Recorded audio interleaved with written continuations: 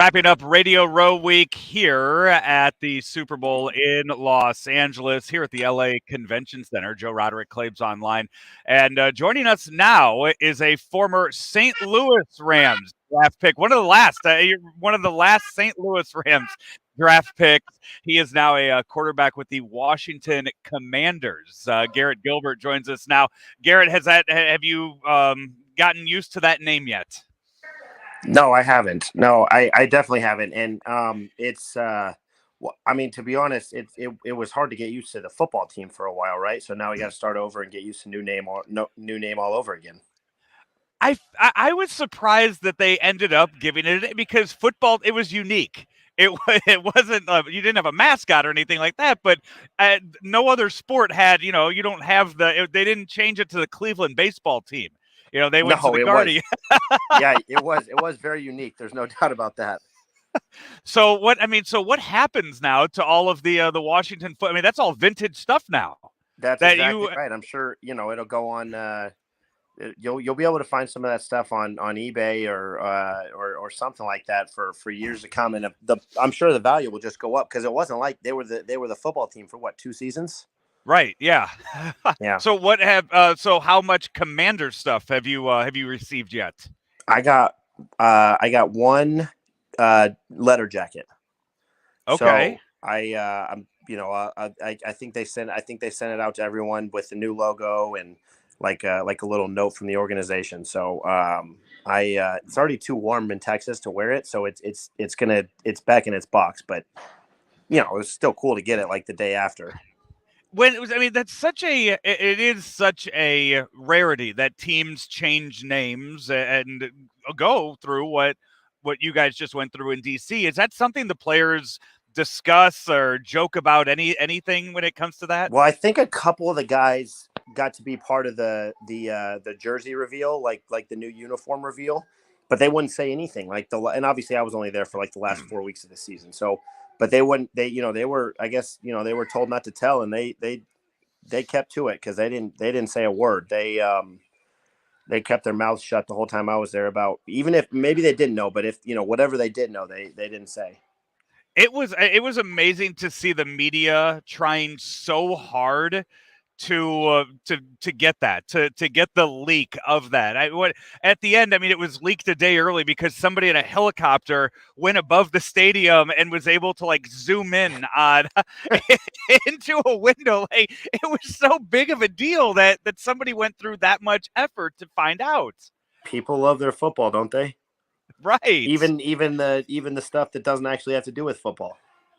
Yeah, it was really just crazy to see. Your story, you and then you Taylor Henneke, the other quarterback there with the Commanders, who we actually have coming up in about an hour here on site on Radio Row.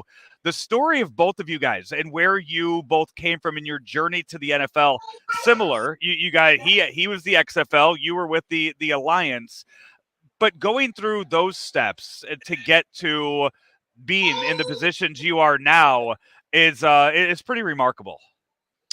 Well, thank you. I mean, I think that's the one thing that people always ask me about, how the Alliance was, and I had been playing professional football for a few years when I went to play in Orlando, and I just thought, as a quarterback, especially a guy like me who hadn't played a ton, had been around a little bit but hadn't played a ton, it was just such a good experience to get to play football again, like meaningful snaps of football, and kind of put that stuff on tape. What I still felt like I could do. Not that preseason isn't great, but you only get a series here, series there, maybe a quarter, and just to be able to go play 4 quarters, for 8 games.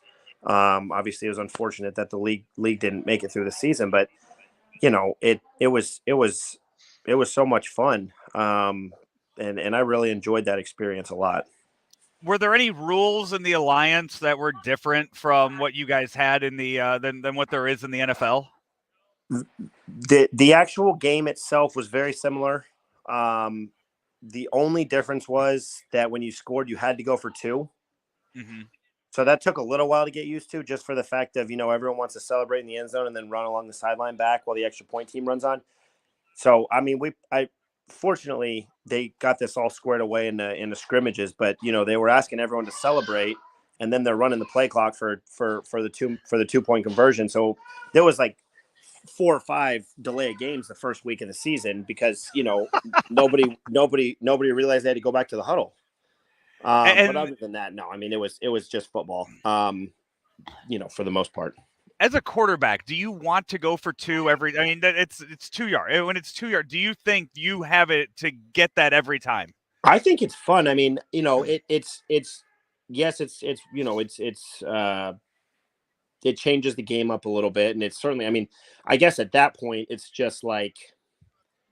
I mean, I guess it's sort of like I guess they say going for 2 something like 50% success rate. So if you throw that out over the whole season, I mean, I guess it's similar to kicking 2 extra points if you get 1 out of 2 for the whole season. So I mean, but as a quarterback, yeah, because you get to run, or really just as an offensive player, you get to run your most fun plays from the 2 yard line, and just you get 4 or 5 of them during the course of the game. You can, I mean, that's where Philly special came from. You see all the little trick, you see all those little trick plays that show up on 2-point plays because you can catch defenses out of position. And so it is a fun aspect to do that sort of thing and make you call that play.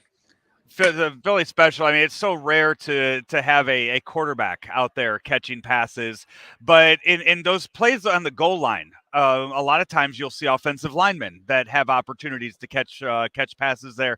In your experience over the years, how often do offensive linemen beg to be part of a play like that and get a chance to catch a touchdown? Every week, every single week.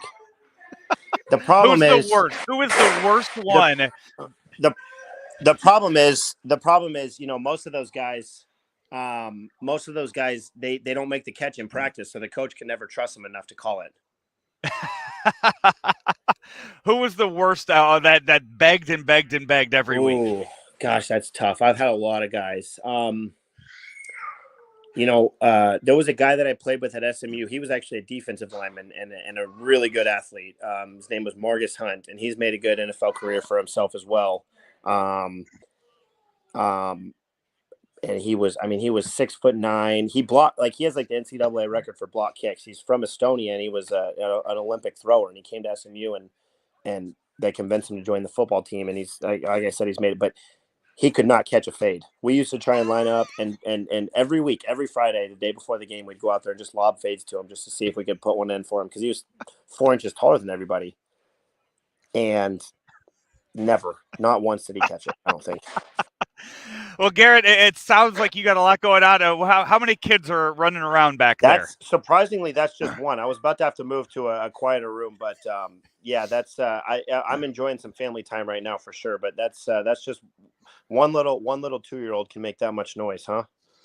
You got the 2-year-old running around making noise. I got Pat McAfee over my shoulder, and I'm sure he's making some noise too, isn't he?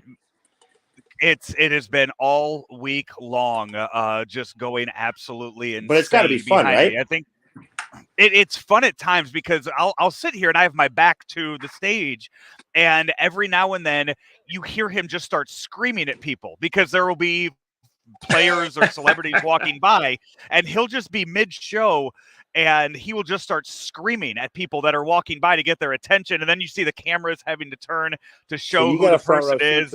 You got a front row seat to a pretty entertaining show all day. Yeah, and was he doing sideline stuff for the line? I know he was doing sideline stuff. I can't remember if it was for all the leagues or what he. Just for the XFL, I think. Okay. I think just for the XFL. Yeah, and the shorts and and the sport code. Yeah. Quite the look, huh? You're right. Jeez. Well, Garrett, hey man, best of luck with the Commanders moving forward, and we will. Hey, you know what? You have that distinction of being a St. Louis Ram that is still playing in the NFL. That number seems to just drop more and more. I was thinking about that when you mentioned that. I was also an Oakland Raider. So Oh, wow. I'm not sure. There can't be that many guys that have gotten that, and now with Washington. So I've gotten 3 teams that are no longer in existence. You were you were an Oakland Raider, you were a St. Louis Ram, you were a Washington football teamer.